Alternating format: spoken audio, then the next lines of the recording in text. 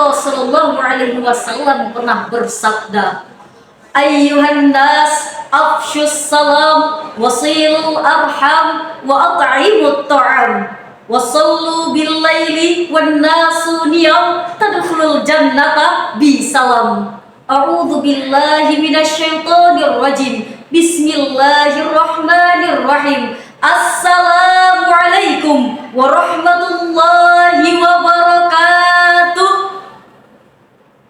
Alhamdulillahi rabbil alamin. Wabihi nasta'in ala umurid dunya waddin. Assalatu wassalamu ala ashrafil anbiya'i wal mursalin wa ala alihi wa ashabihi ajma'in wa man tabi'ahum bi ihsanin ila yaumiddin, amma ba'du. Dewan juri yang arif dan bijaksana, hadirin wal hadirat, para peserta dai muda yang saya banggakan, buah semangka, buah alpukat, apa kabar wahai saudara? Sehat? Alhamdulillah.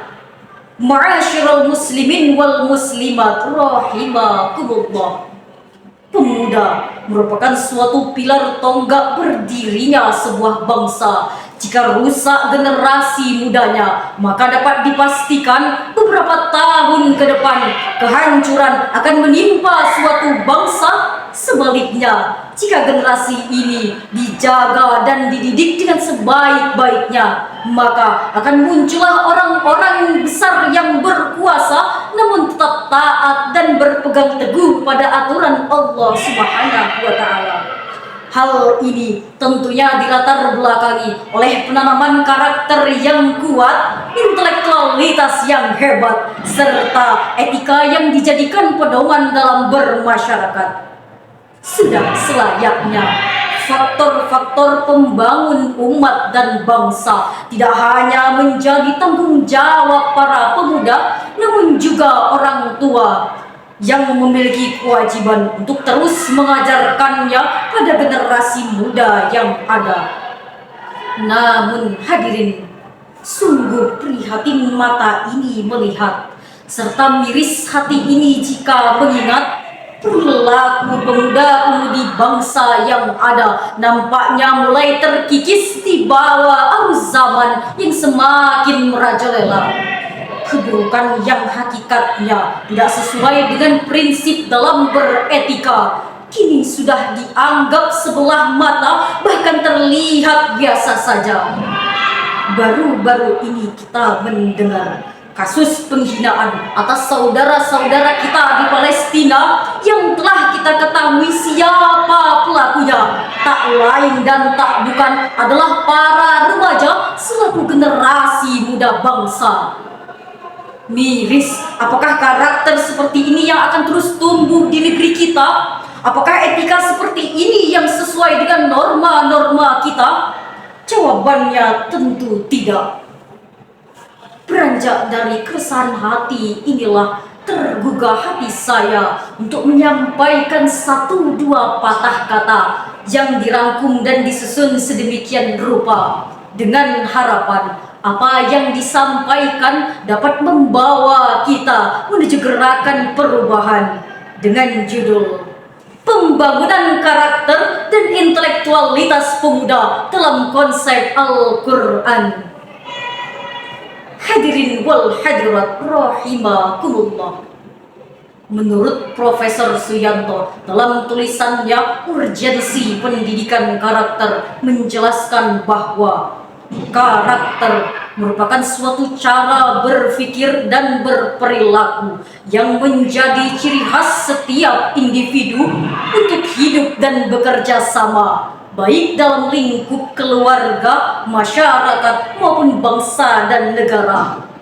Sedangkan menurut pandangan Islam sendiri, karakter sering disebut dengan istilah akhlak yang diartikan oleh Ibnu Maskawai sebagai sifat atau keadaan yang tertanam pada jiwa yang paling dalam, yang selanjutnya dapat lahir dengan mudah tanpa memerlukan pemikiran dan pertimbangan lagi. Karakter inilah yang nantinya akan membedakan satu individu dengan individu lainnya. Penanaman karakter yang kuat tentunya akan menghasilkan individu yang berintelektualitas yang hebat. Bukan saja hanya tinggi bidang keilmuannya, namun juga tinggi moral dan etikanya. Sudah seharusnya orang tua, para pendidik, serta pemimpin bangsa harus bahu-membahu dan bekerja sama untuk mempersiapkan generasi muda dengan penanaman karakter berintelektualitas yang beretika. Allah Ta'ala telah mengingatkan generasi terdahulu untuk tidak meninggalkan generasi mudanya dalam segi materi maupun peradabannya. Sebagaimana dalam Al-Quran surah An-Nisa ayat 9 yang berbunyi, A'udzu billahi minasy syaithanir rajim. Bismillahirrahmanirrahim. Wal yakhshal ladzina law taraku min khalfihim dhurriyyatan di'afan khafu 'alaihim falyattaqullaha wal yaqulu qawlan sadida, yang artinya, dan hendaklah takut kepada Allah orang-orang yang sekiranya meninggalkan keturunan yang lemah di belakang mereka, yang mereka khawatir terhadap kesejahteraannya.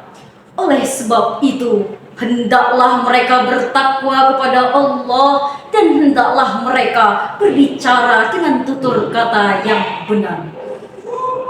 Ma'asyiral muslimin wal muslimat rahimakumullah. Pentingnya ditekankan bahwa intelektualitas yang ada harus diimbangi dengan penanaman karakter dan moral yang beretika, sehingga dapat tercapai tujuan keilmuan yang kita cita-citakan bersama. Apalah arti pintar namun tidak bisa menghargai? Apalah arti cerdas dan berkuasa jika nyatanya masih melakukan tindakan korupsi? Kaum intelektual inilah yang nantinya akan menghancurkan bangsa dan negaranya sendiri. Betul atau betul? Maka dari itu hadirin, sebelum kehancuran menimpa negeri ini, marilah sama-sama kita kuatkan tekad di hati untuk menanamkan karakter yang baik pada diri, serta etika yang akan terus kita junjung tinggi. Jikalau bukan kita yang menjadi garda terdepan, lalu siapa lagi yang dapat kita harapkan? Hadirin, dengan ini dapat kita tarik benang merah bahwa penanaman karakter pada kaum intelektual sangat perlu untuk dilakukan. Tanpa adanya penanaman karakter ini, kaum intelektual yang ada akan menjadi manusia-manusia yang culas, sombong dan serakah, sangat jauh dari prinsip moral yang beretika. Mungkin hanya ini yang dapat saya sampaikan, kurang dan lebihnya mohon dimaafkan, karena kesempurnaan hanyalah milik Allah semata dan kekurangan itu datangnya dari saya. Akhir kata saya tutup dengan pantun. Pasien sakit pergi ke dokter, tentulah rumah sakit yang dituju. Mari bina pemuda berkarakter untuk Indonesia yang lebih maju. Idza tammal amalu zahara nuksan atimma sa'ya wallahu musta'an. Ila liqa'i ma'as